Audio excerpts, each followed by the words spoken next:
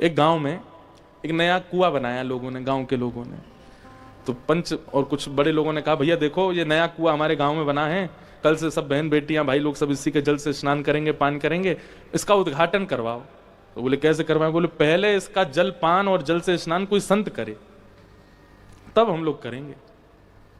तो गांव के लोग गए, पास के गांव में एक संत थे, उनके पास गए, बोले महाराज जी आप चलो, हमारे यहाँ एक कुआं बना है, उसमें स्नान कर लीजिए, जलपान कर लीजिए।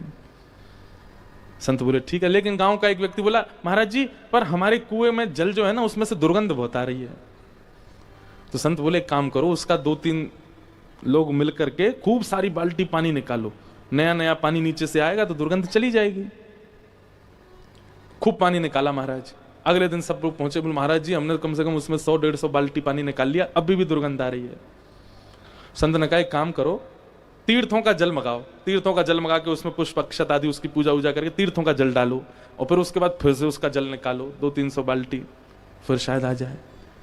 2 दिन निकल गए महाराज। अब गांव के लोग आए, बोले महाराज जी सब कर लिया पर दुर्गंध नहीं जा रही। संत बोले ऐसा कैसा कुआं उसकी दुर्गंध नहीं जा रही, चलो हम चल के देखते हैं। तो संत गए, उन्होंने जाकर के जैसे कुआं में झांक के देखा तो एक जानवर मरा पड़ा था उसमें। संत ने बोला क्यों भाई तुमने इसको क्यों नहीं निकाला? बोले आपने केवल जल निकालने को कहा था इसलिए इसको नहीं निकाला।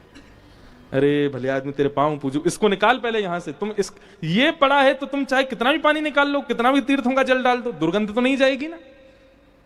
ठीक वैसे ही आप कह रहे हैं महाराज जी हमारे दोष नहीं जा रहे हैं।